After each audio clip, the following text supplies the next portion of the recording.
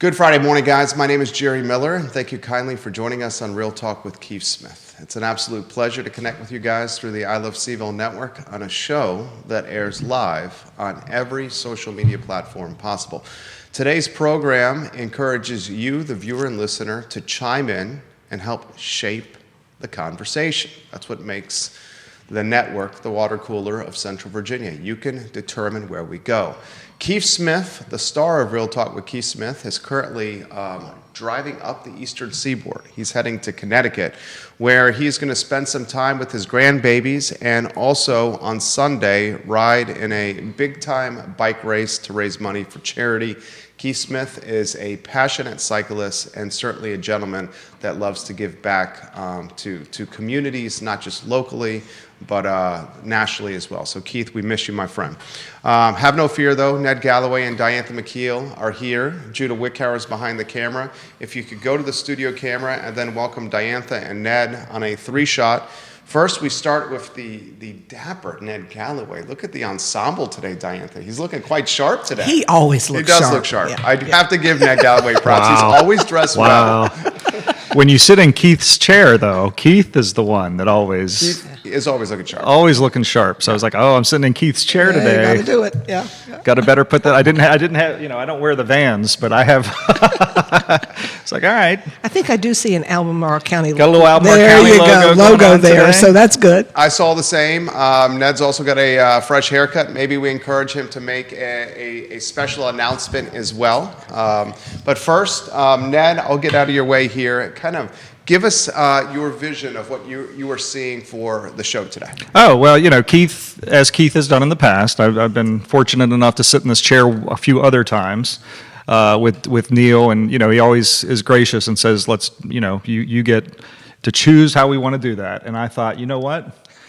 Supervisor McKeel has been a great friend and long-serving colleague, both on the school board and the Board of Supervisors, and this is her final year of election. It'll be her 28th and final year, and I thought, what better thing to do than to sit down and look at, relative to the fact that this is a realtor and we talk housing and things on the show, but to look over the 28 years and think of how have things changed from your first year to the year now, and talk about stuff that's happened in the county, and I think that would be of interest to folks. So that's where I think we'll be. I'm sure some things will come up that we'll have to address. Yep. But this is more about, let's talk about, let's look backward perspective, and then how does that relate to the present, and then what Diantha thinks and sees coming in the future.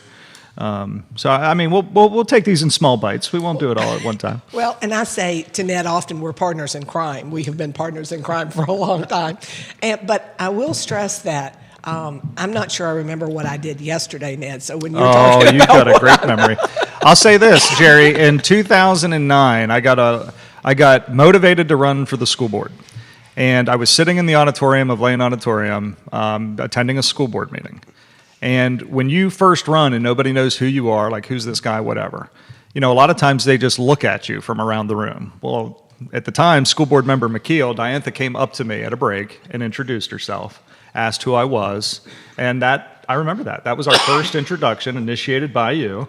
And then I was a fixture in that auditorium for school board meetings for a long time until I finally won the race I had. But I always appreciated the fact that, of all the different people that were in that auditorium and feeling like a stranger, that Diantha made me feel welcome, and I've always appreciated that.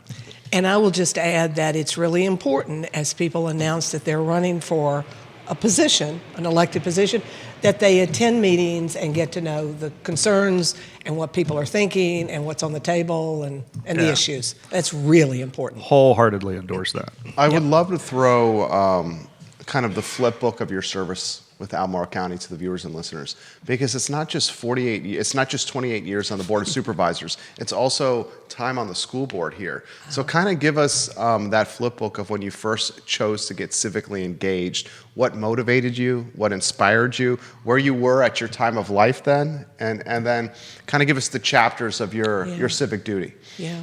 Well, I was in my late 40s. I had been appointed to the Albemarle County Health Advisory Board, and I was interested in that work because I was a nurse, and there was still rampant smoking in the schools and on the school campuses, and so that was my involvement. And then the Jewett district was the last district to come on board with an elected supervisor, because we had a rolling cycle. And the current sitting supervisor, who is Karen Powell, many people will know Karen, called me and said, I am not interested in running for election. Why don't you run for my seat? And this was school board. This was school board now, right, 28 years ago, well, 28 years ago. And so I tossed my hat in the ring. But I think really it was a health issue. To answer your direct question, I was interested because I really thought that our schools should be smoke-free. Huh, I didn't know that. Yeah. And actually, that's what happened.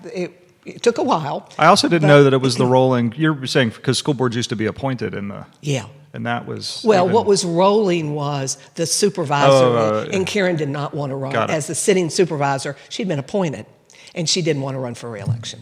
Yeah. So what motivated you to transition from school board to board of supervisors? I think it was an opportunity. Karen was not running, and I saw it as an opportunity to serve the community. And I'll be honest, the other driving concern I had, I also taught school. So I was first a school teacher and then a nurse at UVA. I was very concerned about public education in this country because I'd been watching for years the threat to public education and how people were, for lack of a better word, dissing public education, the lack of funding that was going into public education. So that was one of the other driver that I had for running for school board. Well, I remember when I was elected in 2011 to be the at-large member, then I had the opportunity to serve on the school board with Diantha. And I remember the transition, and I remember being thrilled when you chose to run for the Board of Supervisors when Dennis Rooker. And that was the same retired. situation. Dennis called me and said, I'm not running for supervisor, so different board here. And he said, why don't you run for my seat? And I kept saying, no, I love education. And he called me, I don't know how many times he finally called me, and finally I just gave in. But I will say, let's go back to the school piece, because an interesting data point that people don't know, when I was elected 28 years ago to the school board, the state of Virginia was funding education at about 70%, a little over 70%. Today, they're funding at 30%. So if you think about that, so the localities in Virginia have had to step up into that vacuum to fund their public education. And you think about Albemarle County right now, government provides to the schools about 60% of their funding. Well, that's because, if you think about it, the large amount is because we've gone from over 70% of funding from the state to now 30% of funding from the state. Think about who you elect. Yeah, every time that takes your local dollars away from being able to be used somewhere else. And every time they do any sort of unfunded mandate down from the state, and recently in the last 4, 5, 6 years, the state will want to do a teacher raise, but they only give the raise to the SOQ positions. Right. So if you have a division and you have positions that aren't specifically those SOQ positions, like maybe you have a full-time school nurse instead of a half-time. Maybe you have in Albemarle, we like to have an assistant principal in every single building. That's not required. Right. That's so right. If you have a small school, it's based on population, then you can maybe have a part-time, if any. And what are you going to do? Not give them the raise? Right. But that comes out of your own pocket. So it seems like the state's funding it, but really they're doing a percentage on the dollar of what they're supporting. And that's part of what drives right now for us real estate tax rates, right? Which has been in the news. And if you think about it, the 4 cents that we just supported, that included even additional funding for schools over what our formula was because of the need. So, and it's another reason in Virginia, it's very frustrating in Virginia for me, because what happens is as the localities have to fund education is provided to students in Virginia by zip code, because Albemarle County has been able to step up to the plate. But if you go down to Southwest or South Side, they just don't have the money. So we are really funding education in Virginia by zip code. Hence, what I was concerned about 28 years ago came to fruition and why I actually ran for school board the first time as a part of why I ran. And at VACO, when we go to VACO, like the whole 1 cent sales tax piece that the folks around the state have been trying to get the General Assembly and the governor's vetoed it now, twice? Yep. Twice, yep. When you go to VACO, because a lot of times when you're in politics, you're thinking, Republicans, Democrats, that sort of thing. Oh, well, only certain members think And that. VACO is Virginia Association of Counties. Yeah. But when we go down there, it doesn't matter what the politics of a school board is, or a board of supervisors is. They all are interested in having this 1 cent sales tax piece because of this reason, Right. because things have underfunded for so long. And it's like, give us the ability, one, to make the decision so the voters can vote on it, because it must be done by referendum first. And then if your community supports it, then we should have it as a Right. tool. And yet, what we hear from the governor's office is, we're not going to even give you permission to ask your voters To have a vote. to have a vote. Right. So to put in perspective what they're talking about, there's some talk, and it's been going on for a while, and then we'll get to the questions that are coming in, that an additional 1 cent of sales tax could be allocated directly to schools. And localities are asking, because it's a Dillon rule state, localities are asking to have the ability to have their citizens vote to see if they want to do this. But it's not operational for schools. It is construction for capital. Right. Because many of the schools in Virginia are 50 years and older. Of course, Yeah, of yeah. course. And the governor right now has disallowed that twice. And, some folks have said this would be an across-aisle topic where it would unify Democrats and Republicans alike because we're doing it on behalf of schools. And I think there's probably a lot of truth to that. Chris Fairchild's watching the program, Fluvanna County Supervisor. We love when Chris watches Morning, the show. Chris. You got 2 on council and 2 on Nelson County's Board of Supervisors watching right now. The similarities with you guys and on paper are very tangible. School board, right? Yeah. Then to supervisors.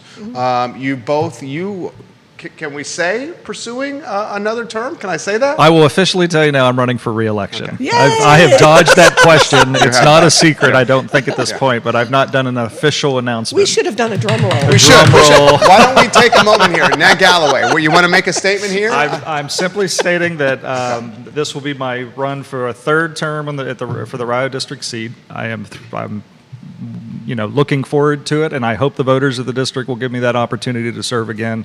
Still got plenty of things I'd like to do on my to-do list as a supervisor, but at this point, I've attended a candidate forum as a candidate. I've said that I've just not done any sort of big press release or some of the stuff you do to roll it out. But you know what? This is a great place to be able to announce officially that I am running for re-election. Okay. And after all these years, you're going to miss me. I am going to miss Diantha. So Diantha, the beauty of Supervisor McKeel, this is a quick little tangent, is that, everybody presumes, since we are our current board of supervisors of one party, that we're just going to agree on everything. Now, Diantha and I have agreed on a lot of things over the years, but when we haven't, we've always remained an ability to be able to say, and Diantha, to her credit, boy, direct, there's no guessing with Supervisor McKeel. You know where she's at, you know That's what a she good thing. thinks, and she understands that when she talks directly to people, that behind that is, being clear is kind. There's nothing you can do in not doing anything but being direct. It's not kind to do to people. So when Supervisor McKeel and I, though, when we do disagree on issues, you have to remain, we always have retained that respect and for one another, and be able to just talk it through and be like, all right, well, then we agree to disagree. We can't get there. But in it, it stood out. I mean, it's been on the supervisors and the school board. I think we've had times where we've disagreed on different issues. But I think people local officials, regardless of their party right now, and I think this is true around Virginia. A lot of other boards are the opposite, right? They're all Republican. But most understand that, look, when you disagree, you should do it in a way where you're not creating bad feelings amongst everybody. Like, I see that in our surrounding counties. It's like, don't get into this where you're taking it where clearly the national politics, where they stand, and then even some level at the state. But you just can't do that. That's not good for anybody. And I would jump in. Congratulations on your announcement. Absolutely. Big announcement. And I would jump in right now, and this is a little tangent on my part, but one of the great, where we are right now with the city and the county and the university is one of the best places that I remember from my 28 years. We have now a city manager and a county executive who are working together, talking, and we have the president at the University of Virginia with Jim Ryan, and those three individuals meet every 60 days, and they talk about issues, they figure out what is best for our entire community, right? Not just the city or the county or the university. And that is a sea change from where we were 28 years ago when I was first elected. Mm-hmm. So I just want to send a shout out to Sam and Jeff and Jim because this is really important for people to realize. I think that I hear all the time, why don't you all ever talk to each other? Well, not only do the boards talk to each other, in Albemarle County, the chair and the vice chair meet monthly with the mayor and vice mayor. So we're all talking and working together much more than we ever used to, and I think that it's worthy of the community understanding that. Put in perspective what it was like 28 years ago. Oh, well, I used to say to people when I was on the school board and early on the board of supervisors, the hardest thing that I do is trying to work with the city and the county. I'm not kidding, I'm sorry, city and the university. Because, it's so easy to be in silos. Silos happen. And I will say, and this is me being very honest, one of the problems that I had, especially on the school board, was that because the city is all at large, when you're elected to a district or an area, you have a responsibility to that area, and you get to know those folks in your area. When everybody represents everybody, there's less accountability.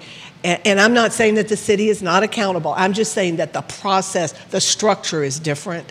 And so when I was on the school board, I would have, my neighborhoods would be split by the city, and the city was over here on one side of the road, and I had a representation on the other side. And it was hard to get the attention from someone from the city to meet with me to have a joint. Do you see sure, where I'm absolutely. going? I see what you're saying. Yeah, I see what you're saying. So And I think it's also fair to say that, and this is what I sensed when we had our overlap on the school board. I think over the years, Supervisor McKeel has always tried to get local government and the school division yes, to together. work better. It's in same Right. fashion of what you're talking about Right. with the Right. with the city and UVA, because that was not always the case. We had silos, so it's those silos. When I was at the university, there were silos within the university. There were silos between county schools and county government. Matter of fact, when we first hired Jeff Richardson, Jeff laughs and says that one of the first things you said to me, Diantha, was we need to figure out how to work better with the schools. Because and that's one of the, I guess, to get back to what Ned was talking about earlier, that's one of the things that I am the proudest of, is that I have really worked to break down walls and get people out of silos, whether it's getting the chamber together with Albemarle County Public Schools over workforce development, or school system and county government together, or city and county together.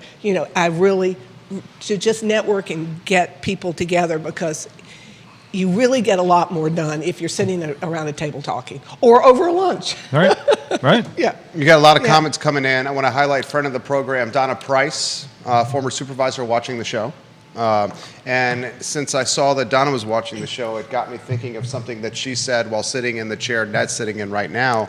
Rivanna Futures, Rivanna Station, is going to be the most significant driver of the economy in Albemarle County history, saved the University of Virginia.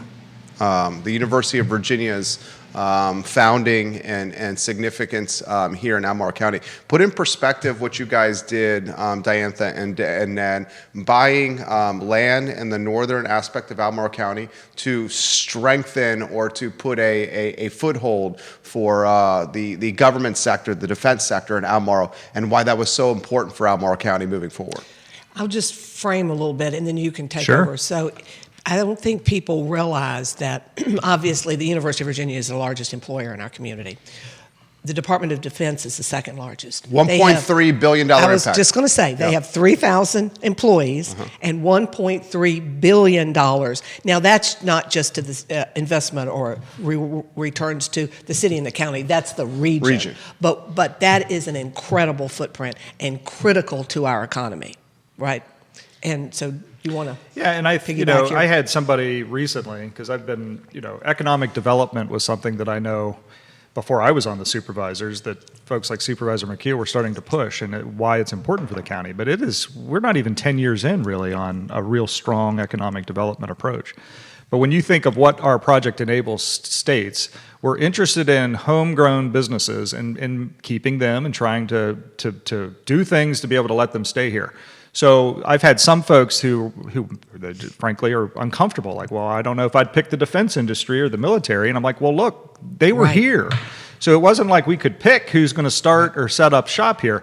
But we have to recognize whether it's NGIC, the National Ground Intelligence Center, whether it's the Defense Department, whether it's a small homegrown restaurant that has started out on Rio Road.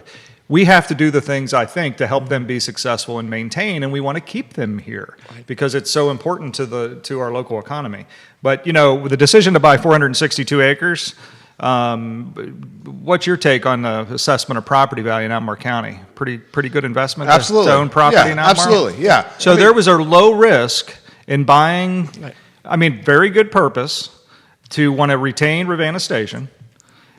The purchase of the property was done in a way that even if the worst case happened and the Ravenna Station closes or they leave, we still own that property, and then we could start thinking about other things that we could do for the public good, or if we decided to get out of the property, we probably wouldn't lose in that situation. So the risk was really not that high when you think of it in those terms.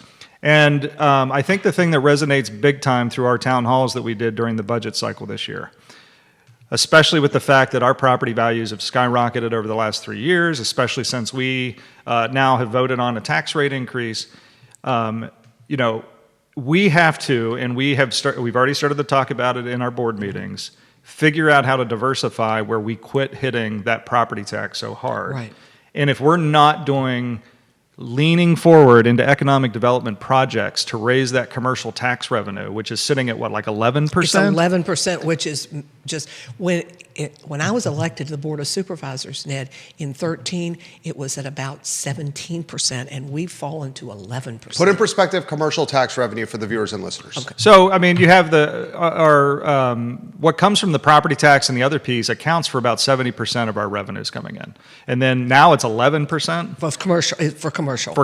Right. Right. In our rural area, the ag economy is only about 15%. Both of those used to be higher. Yes.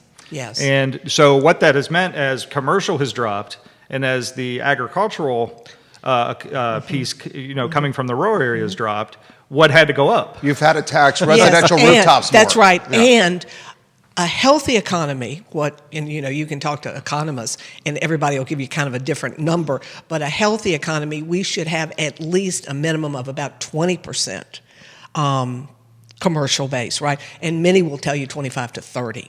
But we're at 11, and when I was elected, we were at 17, and I was saying then we've got to get it to 30. In doing those projects around Ravenna Station, Home Depot is the best example. I've said that on this show before. The tax, we're not collecting any revenue from that site, really, a couple $100,000 compared to what it used to be in the past. Right. Once Home Depot's up and running, we're going to see more commercial revenue or coming in from a commercial sector. And the importance of that, which I'm thrilled our county executive always reminds us of, is that when you build a residential unit, the demand on services is about 3 times what it is when you set up a retail operation or a business entity. Right. Because if Home Depot sets up, you're not sending anybody to school because of Home Depot being there. Now, there's other demands on the service. It does have a hit, but it is I think it's 3 times the cost. Yeah, it is. Mm-hmm. If you get down to like a per dollar basis on commercial versus what residential will do. But if we do not get really vigorous and rigorous in our economic development approach, then we're going to keep having to hit property, and that's just not sustainable. Because our population is growing, and putting more demand on our services. And if you think about it, Jeff Richardson talks about this a lot, but heads in beds at night, but we also have all of these people driving in during the daytime that are not heads in beds at night, but they put demand on our services. For example, if you're coming in to work, is what I'm basically talking about. Most people that are coming in, and the tourism. Sometimes they need fire and rescue, sometimes they need police. I mean, those are also challenging our services and our need to fund services. And it's not just on a special weekend like UVA graduation but that weekend. certainly is true too. This is on a regular, daily basis. Right. And then you add to that the challenges that we're having right now with needing to provide services during events, and I don't mean just UVA events, but climate events, floods. Well, and I think it's worth, we were devastated this week. Fires. We see what happens with flood, with the loss of Jordan Sims. That was 12-year-old boy. 12-year-old boy. Right. And Heart we goes had out to their family. Good grief. Terrible situation. And then just, a year and a half ago, we had a fire that we didn't have our firemen, that fire was large enough that our fire crews couldn't handle it. We had to reach out to surrounding counties for help. And certainly no criticism of them. It's just the reality of what is happening these days with events. Which is where a portion of the 4-cent real estate tax rate increase, it was allocated to improving fire and rescue and support personnel. I'll just, for the sake of a talk show here, I'm sure you guys heard some of the pushback of increasing the tax rate and how that could just take our family. We know the groceries are higher, the assessments on homes are higher, everything's more expensive now. How do you navigate, Diantha and Ned, that walk of knowing a tax rate increase is going to be tough, but knowing the county absolutely needs it? Just walk us through kind of your thinking there. Well, when I mentioned earlier how Supervisor McKeel is always a very direct speaker of folks. In the town hall, I was saying this to folks. I know this. I'm not going to pretend like your property bills have not gone up and we've collected more tax revenue to the tune of 7 or 8% 3 years ago, average of 13% 2 years ago, another hit of 5, but really for residential it was more like an average of 7 or 8%. And then yes, we asked for an additional 4 cents. But what we have, the choice was we do that and ask our voters and then explain why we're doing it, or not do it, and then the decision would have been, all right, we don't put, we've hired 57 firefighters on SAFER grants to allow us to get into that, to spread the cost out over years. So one of the decisions could have been, all right, well, we give up those 57 paid fire positions, and the volunteer stations are going to not have, because that's why those 57 really came into play. We've hired 97 firefighters since 2021, but 57 of them were really about the demand of the volunteer stations coming in and going, we don't have the volunteer personnel to be able to provide adequate service to the rural area. So what's the decision? You put in paid professional fire staff to try to fill the gap, or you don't. And I don't think don't is the right answer. So I've been telling folks, we need to do this. I think police has been understaffed forever. And I'm just more and more have become more concerned over 12 and 18 months, especially with how just a couple of little things, I don't mean to undermine them, but we all think of big events as putting a strain on the system. But what we're having are a handful of events putting a strain on the system. And if we don't get ahead of that, that can be problematic from a public safety standpoint. And I think when you at least I felt this in the town halls, when the taxpayers that were there and that was explained, they might not like it, but they're at least saying, all right, well, I at least understand the rationale behind why you're hitting the tax. I understand the rationale, and it's totally what you just said. I don't like it, but I understand the rationale of why you had to do it. And it really puts, and Diantha, I'll get out of your way here, but it really puts the emphasis on the need to drive economic development. Right. Which is the points that you guys have really been making. And I see the economic opportunity there, say the Paul Manning Biotech Institute that's coming, thousands of jobs indirectly or directly tied there, the data science school, your commitment to Rivanna Station, I think was a brilliant move by you guys. And I think when we reflect in history, the board, Donna, Diantha, Ned, the board during the Rivanna Station, you guys are going to get credit from a legacy standpoint of having a noteworthy impact in Albemarle County, keeping the defense sector here.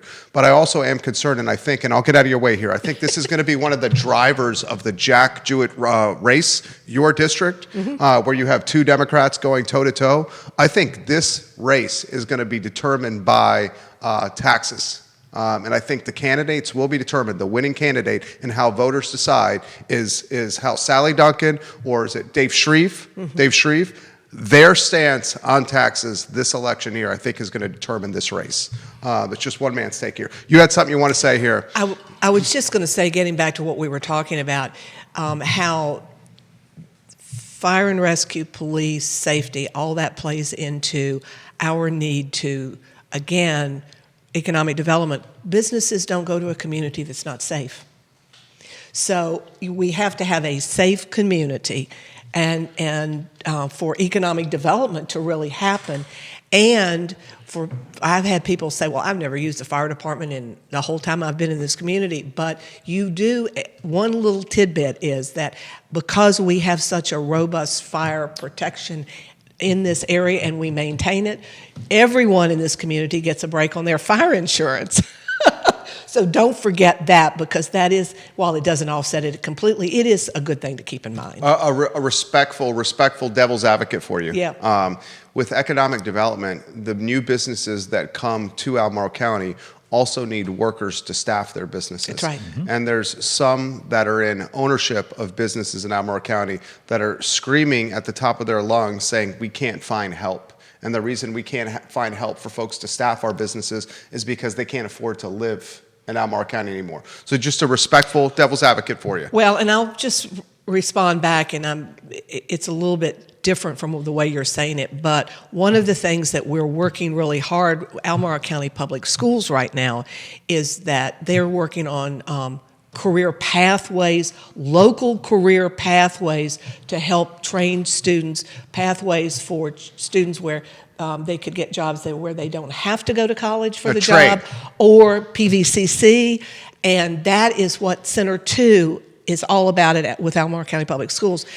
But just to follow up with that, many of our young people graduate from our high schools and leave here to take jobs in Richmond and in Lynchburg. We need to keep them here for exactly for what you're talking about. And I would say, based just to piggyback on that, is that if this is a topic of interest, then everybody should be paying attention to our board meeting this coming Wednesday. Yeah. Because we've got a jam-packed work session that's going to have the consultant report back on the update to Project Enable, which is our economic development strategic plan. We're going to have some conversation around the Affordable Housing Trust Fund, because to your point, it's not just that when you said they can't afford to live here, we have a housing issue that we have to figure out, and that is an economic development issue, understood.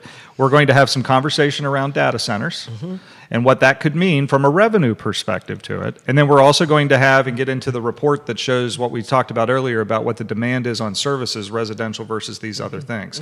And those 4 topics. Right. Now, you could silo those as economic development, housing, I guess services-based conversation, or you could say, all right, these are all tied together, and let's jump in and figure this out, because we do understand the importance of, if the housing's not there for the workforce that is needed, then the companies won't want to set up shop here for that reason. That is not lost on this board. Right. Comments are coming in. We'll highlight some of them. We'll highlight some of the viewers and listeners. Conan Owen is watching, the owner of Sir Speedy. David Riddick watching the program.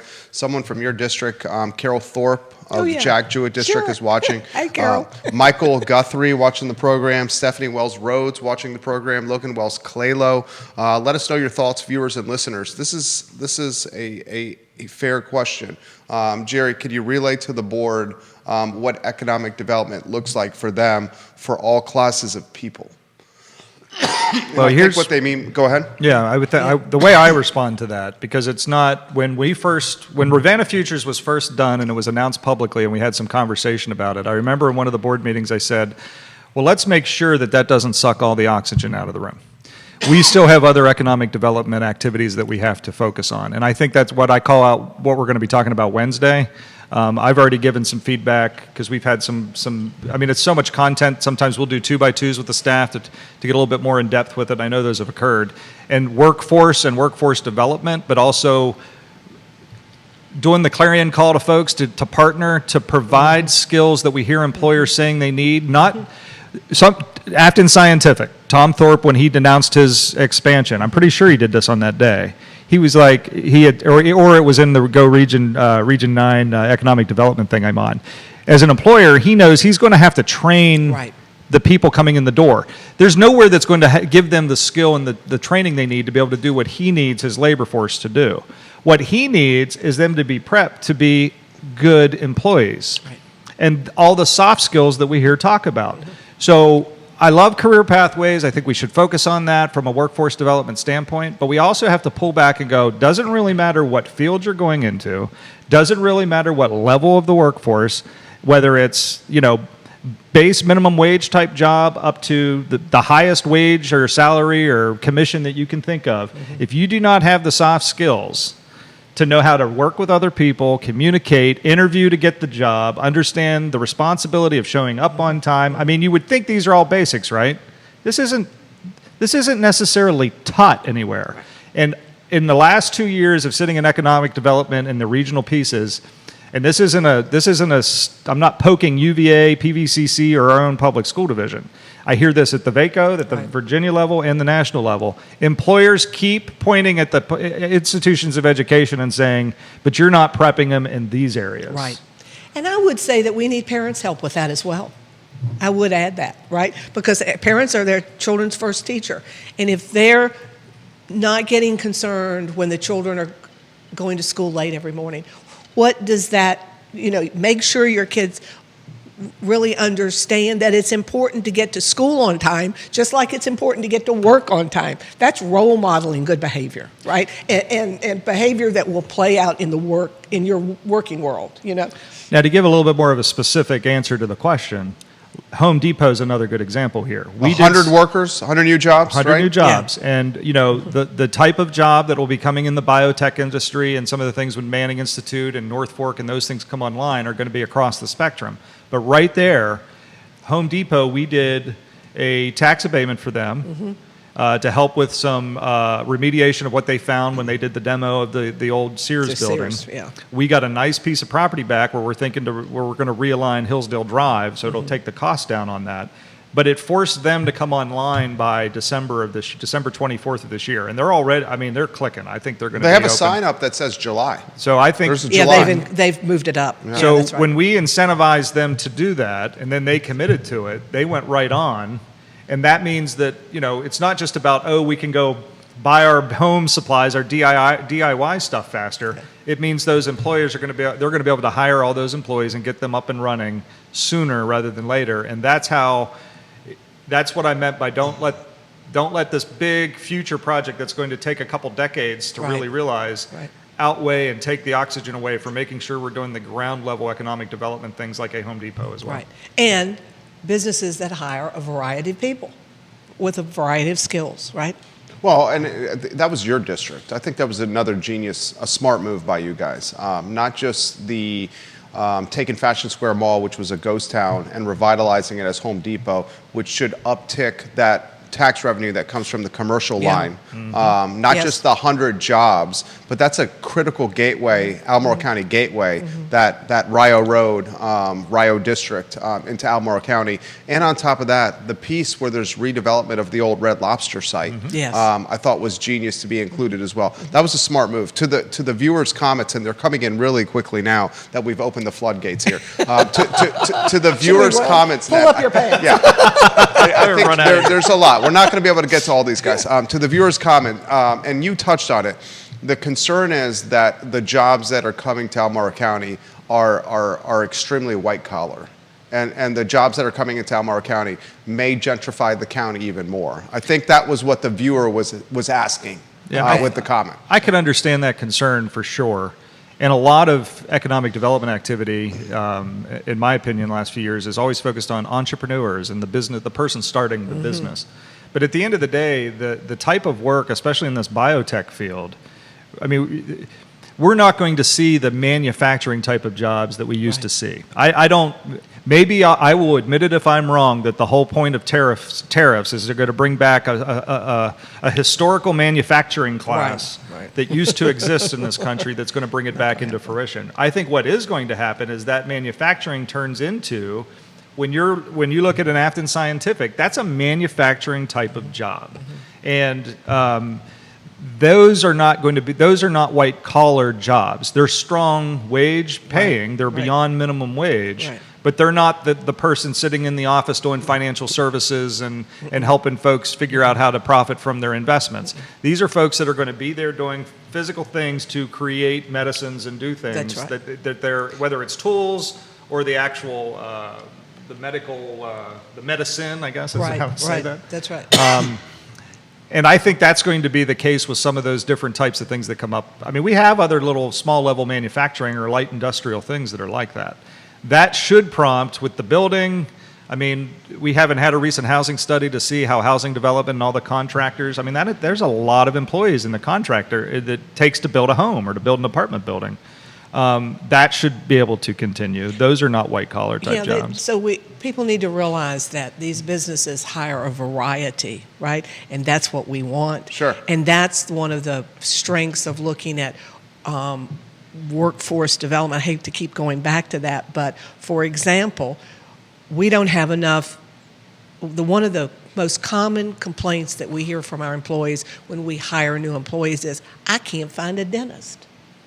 Well, the reason that we have a problem with folks finding a dentist is because there's a lack of dental hygienists. And so we're working right now. We have a group that's working to get to through the Center 2, who's looking at the dental hygienist program, and PVCC to create a track. And you can be a technician, you can be a hygienist, or you can go on and be a dentist. But that's a good example of how the dentists need technicians that are not college educated, right? But they train them themselves to do the work. And then there's a hygienist level that is really highly paid, and then of course dentistry. So that gives you an example of just in a medical office, the variety. Plus then you, of course, you have the receptionist and those other jobs as well. But this question's come in from Earlysville from Vanessa Parkhill. What steps does the Board of Supervisors take to reduce costs and pass savings on to taxpayers? The taxes are going to be such a huge piece of this election. So she's asking that question from Earlysville as a homeowner and as a small business owner. Yeah, go ahead. I was just simply going to point out our SPEAR report. Yeah. We produced this year a SPEAR report, which actually lays out the reductions that we have made and how we've gone through. We charged Jeff Richardson, our county executive, and staff to look at through the lens of reductions. And so we certainly have put out a whole report. It's called SPEAR, S-P-E-A-R, that talks about how we've done that. And we actually have less positions this year, even with the addition of our police officers and the police officers that are in the budget. We have, it's less positions this year than we had last year. And you can take it from there. No, it's 11. Without the addition of the police officers, it would have been about 11 and a half positions that were now gone in there because of re-engineering and looking at what we've called business optimization over the last handful of years in the county. So at the tax rate increase is going to allow us to put 6 officers onto the force. But even with that 6, we've still reduced down 5.5 FTEs. An average cost, I asked this question during the budget season, because you have to think of salaries and benefits, so what it hits. So one FTE in our county on average, so this isn't your bottom person, this isn't our top people, this is kind of an average place, it's about $150,000 per FTE. So those 5.5 is on the tune of, I think this year it was around $800,000 was the savings from that. Now, 4 cents allowed us to put, collect another 13, 14 million. So when you're like, well, I saved $1 million here, but that means we didn't have to raise the tax rate 4.5 cents because with those positions and the savings that those positions brought us. Now, I have said in the town hall meetings that if any individual, because it's obvious, and I think it is a question that is valid to ask, are you being efficient enough with the revenue you're receiving? And where the story is told is in the budget book. And I'm happy to sit down with anyone on a one-on-one basis with a group and go, okay, let's look through here. And I'll be open-minded for you to say, well, what about this? And then I'll speak to the rationale of why that's there and what happens if it's not. And then we'll discuss whether it's important or not. And just to say that our systems in Albemarle County were so antiquated. We were operating, and again, siloed, right? And they were at the end of their lifespan. The companies were not even supporting them anymore. So we have spent, over the last few years, since Jeff came especially and started looking at this, upgrades to our systems. And of course, as we're improving our technology systems, we're needing fewer people. Now, that's a double-edged sword, too. Sure. But we're needing fewer people, so we're spending money on technology and upgrading our systems, but at the same time, we're looking at how those systems work for us, and we don't need as many people, right? Dan Pettit watching the program. Viewers and listeners, the comments are coming in very quickly now. This is a great one for Supervisor McKeel. This has come in for her specifically. You're sponsoring a candidate forum with the 2 Jack Jewett candidates. Can she offer a take of what she thinks of the candidates and both platforms, what she thinks of the platforms? I think I'm going to wait until that forum is next Wednesday. Yep. And one of the reasons why I'm sponsoring that forum is because the candidates are so very different. Very different. They're both Democrats, but they're very different. They come at things very differently. I would encourage folks to look at Dave Shreve right now is working for a think tank. He's working from home from a think tank. I would encourage them to look at Dave's the think tank that he is an employee for. I think that is very enlightening into how what his beliefs are, right? Sally, on the other hand, is a teacher and has a website, and of course they both have websites. But I just think it's really interesting to look at professions and what the professions for the folks. So I would encourage folks to look at Dave's the website that represents Dave's think tank. Having said that, the forum will be is open to the public, but of course we're also going to podcast it and put it on YouTube, so it'll be available to people because I think there's going to be a lot of interest. Not sure we can get everybody into the media center at Journey Middle School, but anyway, we will podcast it and drop it onto YouTube. But I think that will be very informative for the public, and that was what I was trying to do. The reason I'm sponsoring it is to give my community an opportunity to ask questions and listen to the candidates. Yeah. And I think Diantha smartly, a brilliant idea, first off, to be able to do this as an outgoing supervisor. I don't know that that's ever been done before, so kudos to you for that. But having, it's Neil and Jane Foy, Neil Williamson and Jane Foy? And so I went to Neil Williamson, and I said, Neil, the candidates are very different. And I said, I have some leftover money from my campaigns over the years, and this is a good way to spend that money.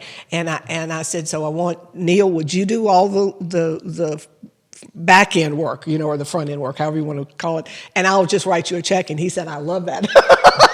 He said, I like that.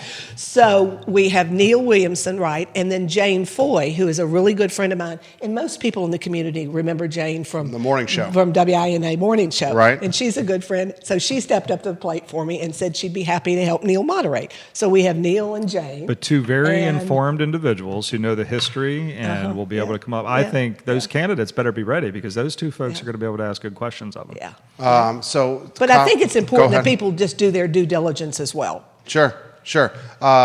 It's interesting because they're already positioning themselves and their platforms with how they're interacting with media or online. Miss Duncan, as you said, is a teacher. She's very much emphasizing that she's a renter in her platform points. She rents in Earlysville. Right. And her husband works for Charlottesville City Hall, and Dave Shreve, as you've highlighted, is a senior economist with the Center for the Advancement of Steady State Economy. Right. So you've encouraged folks to check out his employer there. I'm curious. His website for that. Yeah. And I will say, Dave would correct you, I think, in all fairness. Dave is an economic historian. Economic historian. He would correct you. Okay, Yeah. economic historian. Just going by his LinkedIn there. And I'll throw this to you here. The Jack Jewett district, the board right now is in a very interesting place. I think you're starting to see a political tide potentially turn. You have Mike Pruitt in the Scottsville district, who's unabashed in his housing advocacy. He's a housing champion. I think that's safe to say, right? Sure. We would all agree yeah, there. sure.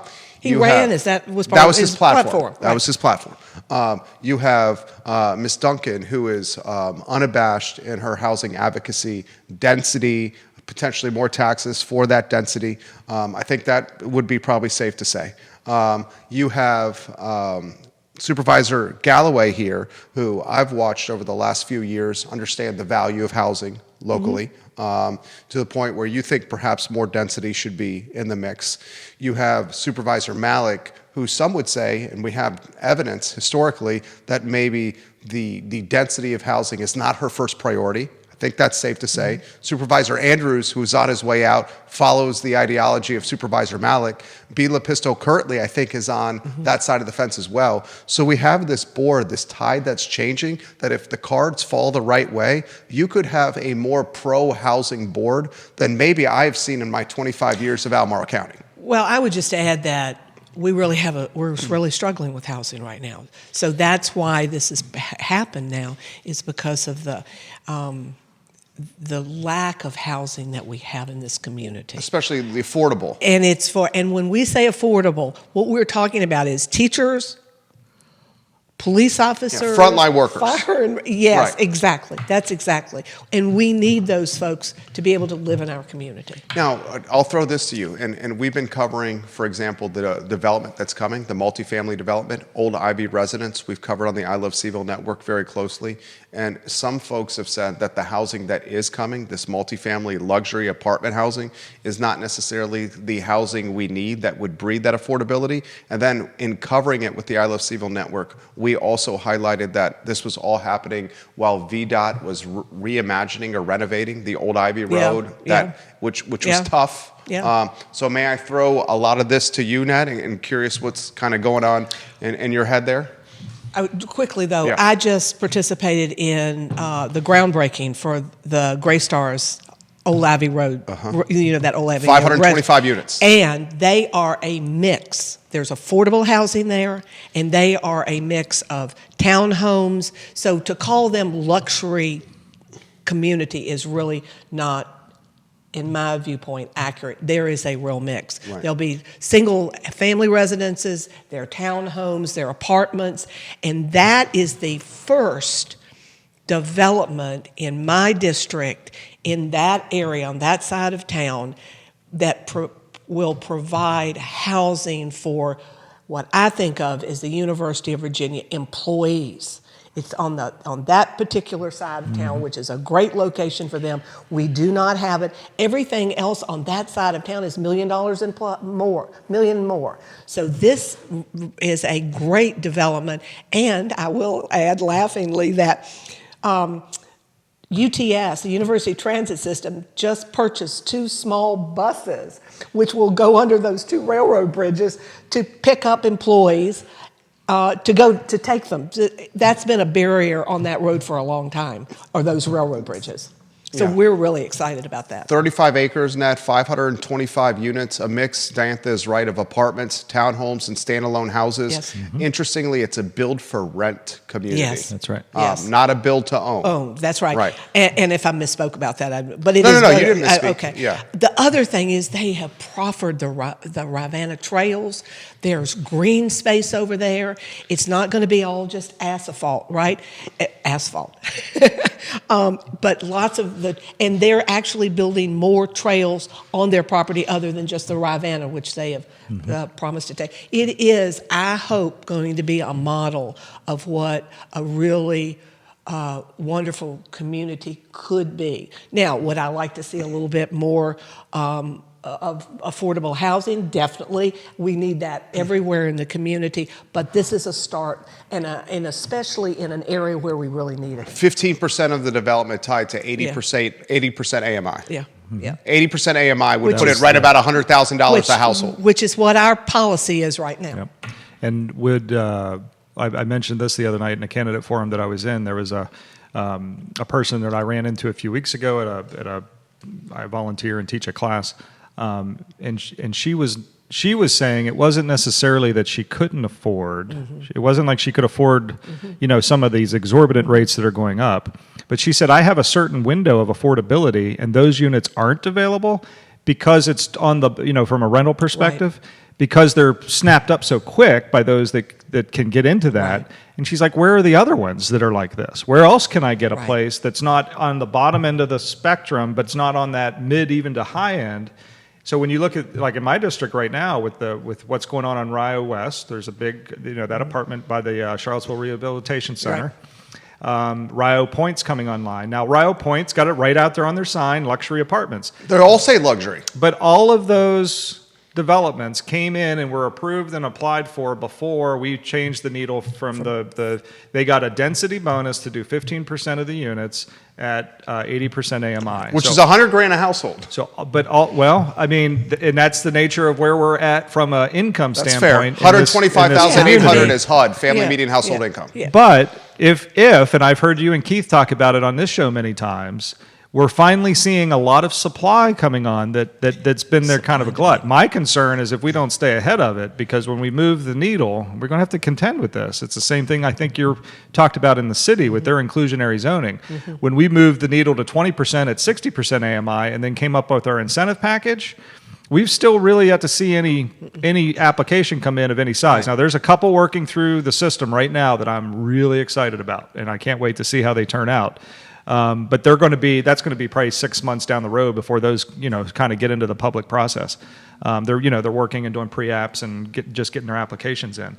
But all of the apartments that are coming online along Berkmar between Agnerhurt and Walmart, and then Rio West, Rio Point, and then there's some buy right projects I know that are coming online that will also have kind of a townhome mixture of rentals and stuff.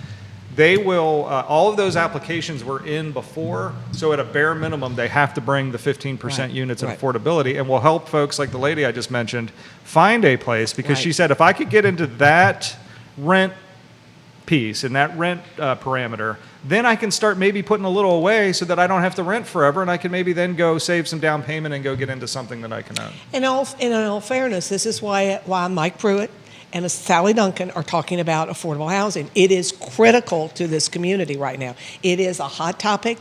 It is a hot topic because it's important and we don't have enough housing.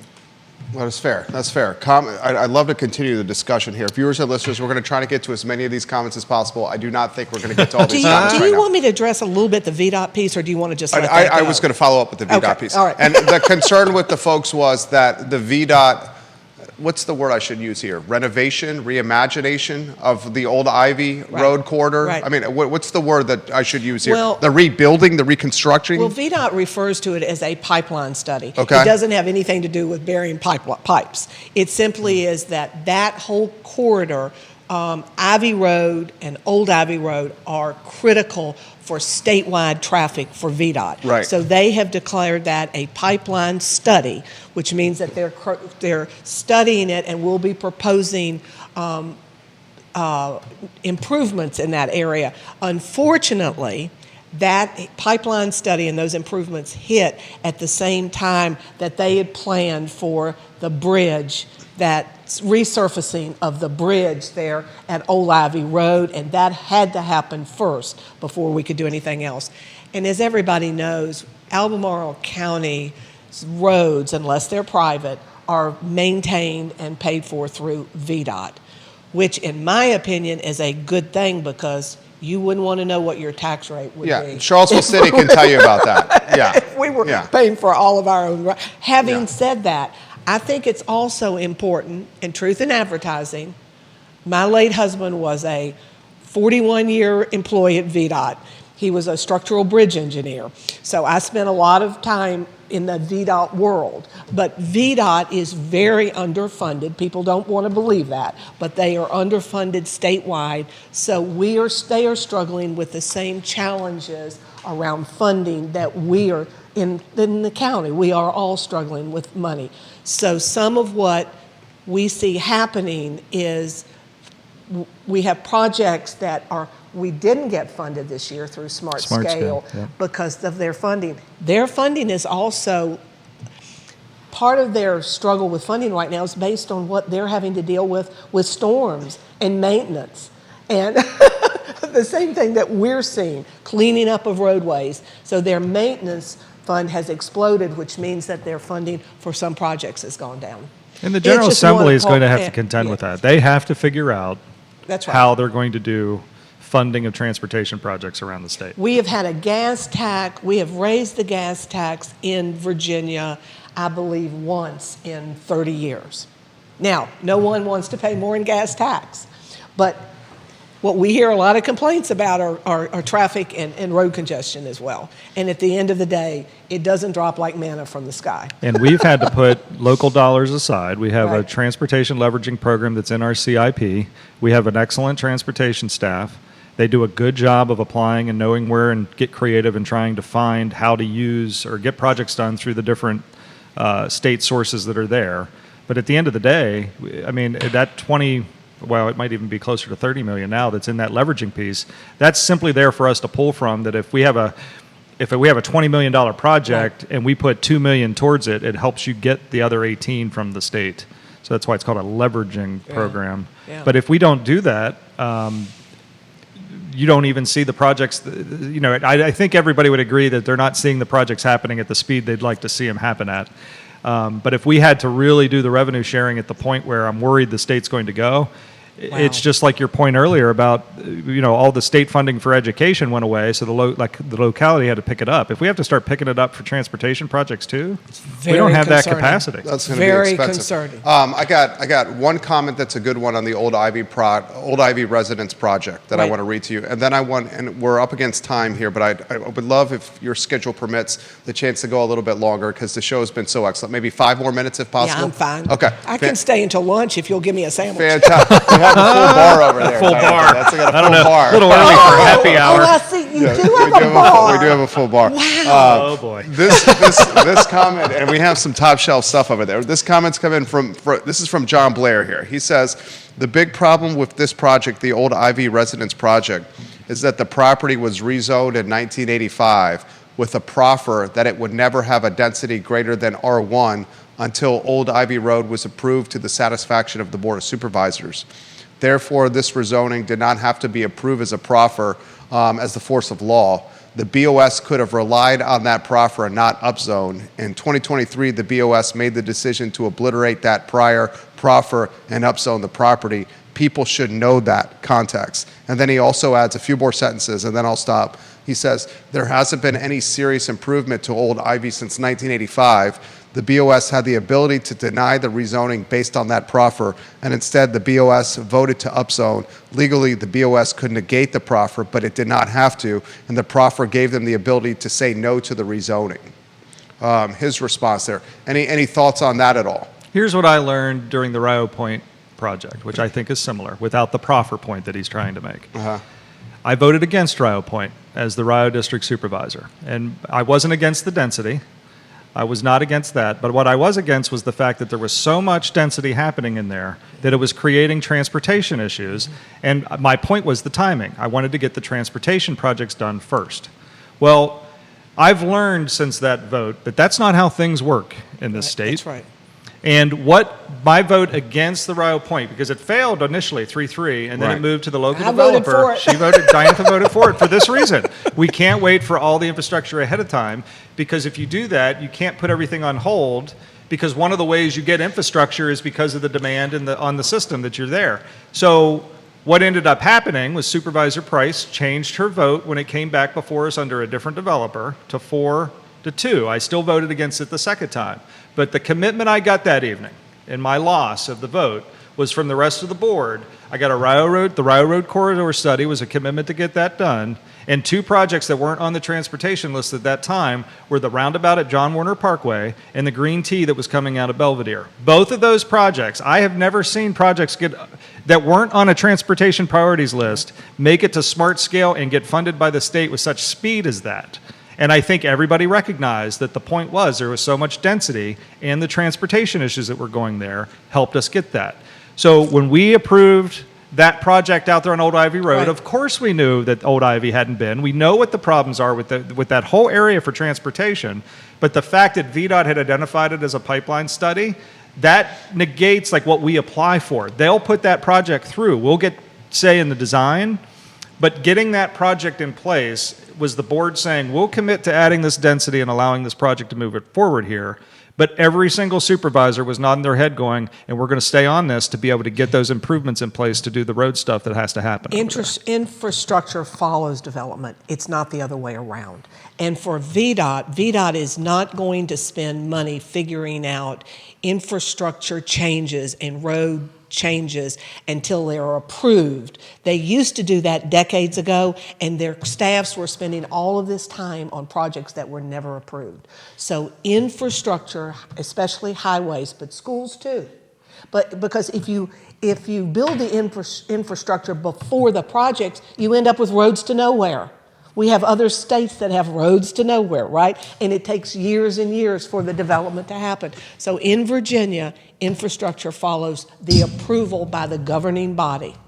That's just the way it is. Last topic here, and you guys have, we got just about every media outlet. I guess I should look and see program some projects in Stanton and see what they're doing over there. We got. There you go. So John Ned Blair. Gallaway. I had to nudge him back there a little bit. That was a zing right there from Supervisor Gallaway. John, we love you. It's We okay. love John. He can It's handle okay. it. We appreciate the question. I'll throw this to the panel here. The development area is restricted to 5%, and I've been here 25 years. You guys have been here longer than me. But in my 25 years, I have seen the appetite to expand the development area gain momentum.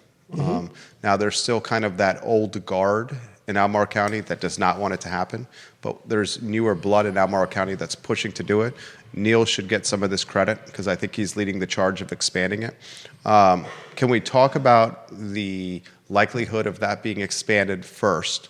And the second part, if it's not expanded, trading out other parcels of land for parcels of land in the development area that either don't have the topography, or as you mentioned, too close to the river, Right. or the slope that will never be developed.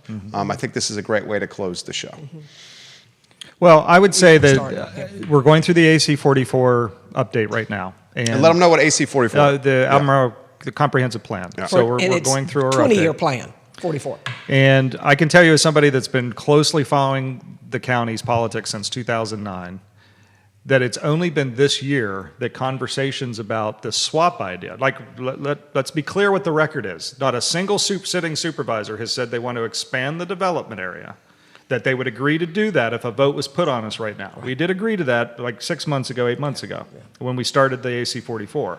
Now, the swap idea, Michael Pruitt has pretty much said he would be willing to expand the development area. well, then maybe that was done before he was sitting with us. Yeah. And he's certainly politic. Maybe that's not the right word, but he's certainly papered the record with was it Rivanna Village and how We've talked about Right. absolutely. Well, all this of is us, the this is swap. Yeah, That's part right. of the There's a swap. difference here. There Let's is talk a about difference. this swap. That's because not an expansion. when the swap came up, it was about, and we have a criteria now. They brought that forward a few months ago Staff that said, did, let's yeah. identify property that's currently rural area, but its proximity to sewer and water and some other things in that criteria could be, if this were in the development area, it'd be prime for development, and then identify the reverse, places that could revert back to the rural area. Supervisor Pruitt was very much interested He in that was, because of Ravenna absolutely. Village.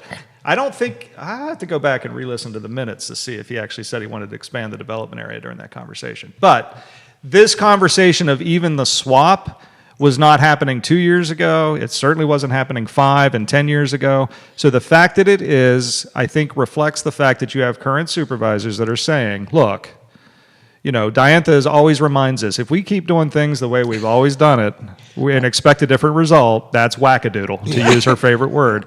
So we have to start thinking differently and start getting ahead. There's nothing to say that whether it's 20 years or 40 years, if the growth continues to happen, it's wise of us to do the proper planning and have the conversations of how we're going to contend with that. And I would say that all of us have supported the 5%, 95%, because to be honest with you, that is our regulator. It regulates our growth and where we want it and where we put it. It's really been good for Albemarle County. Having said that, to continue to do it the same way and not make adjustments, if I went to a doctor who told me he was going to use the same procedure on me that he's been using for 40 years, You got the wrong doctor. I would go to another doctor, Right. right? I'm just saying that and looking at the criteria of how we might change this around the edges, because when the development area and the rural area lines were drawn all those years ago,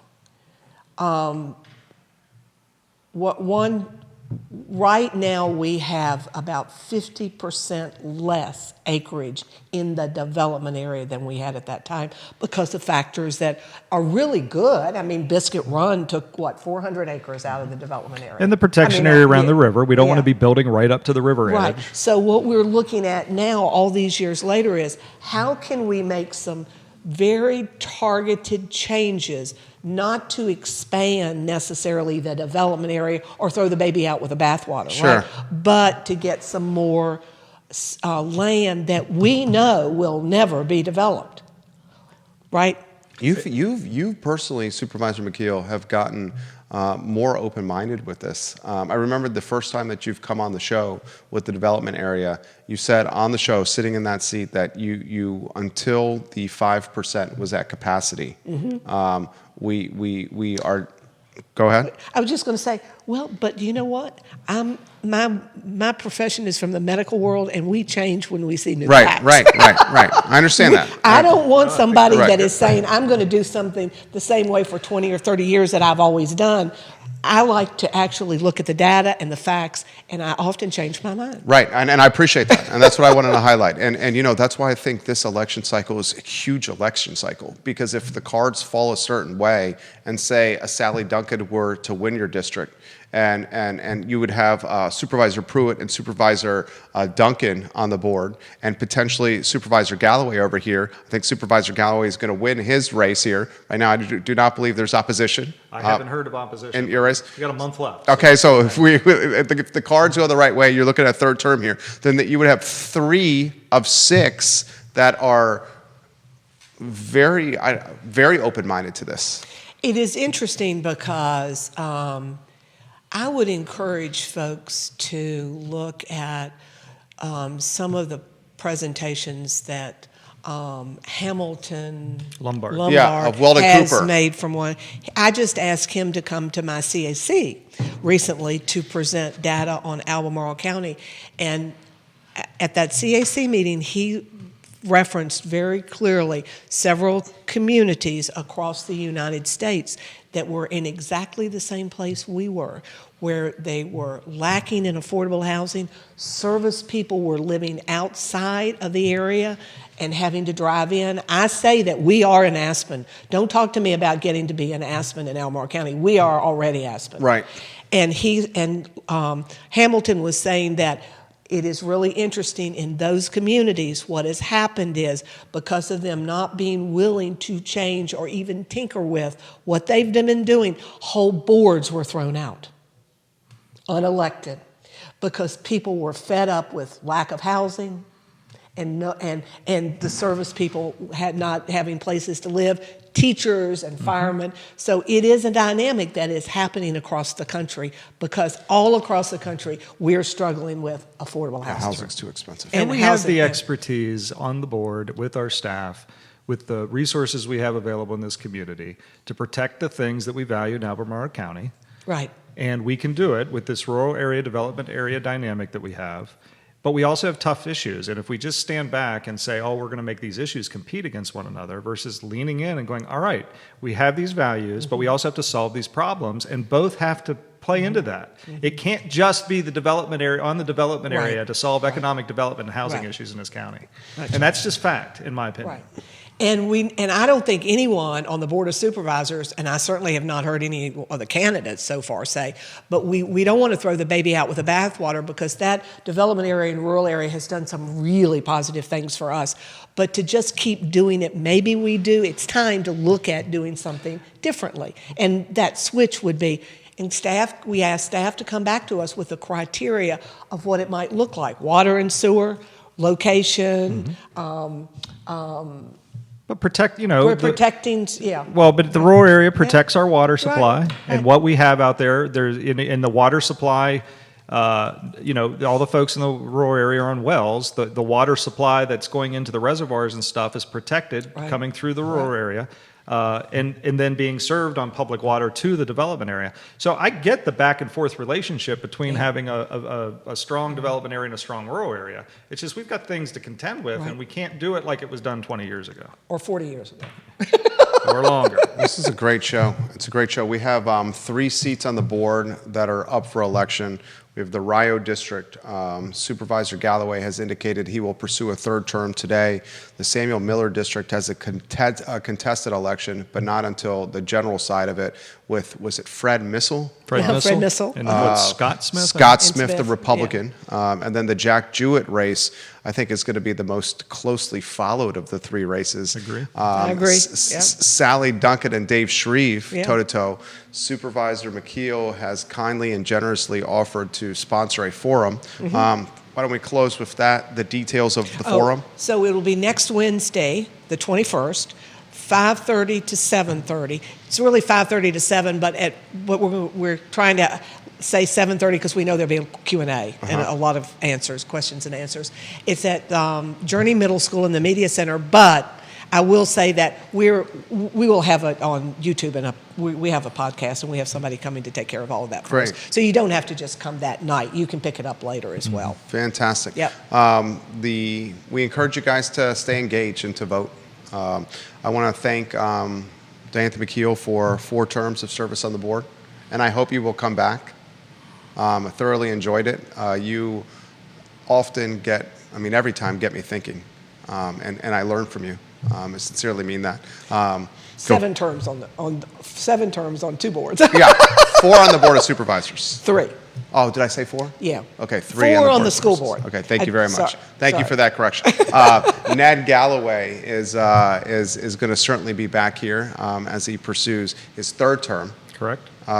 Thank you, Supervisor Gallaway, for organizing this. Well, and I appreciate appreciate this. Supervisor McKeel coming on. I mean, I got to tell you, it's going to be weird not having, if I'm lucky enough, if my voters send me back for another opportunity to serve on the board and Supervisor McKeel is not there, it's going to be very, very weird for me. So I've always appreciated you, and appreciate you coming on today to be able to talk about some stuff. And we're going to snap a picture here, take a photo after That's the show. fine. Oh, yes. Yes. Because I'm not on the Hall I of know. Fame wall. We're I going was to get her on complaining the Hall of because Fame. I didn't have a picture. We're going to get her on the Hall of Fame wall. Judah Wickhauer behind the camera. Thank you to you, Judah. And viewers and listeners, the I Love CVille show is up at 12:30 p.m. So long, everybody. Oh, that was fun. That was fun. Tell us here when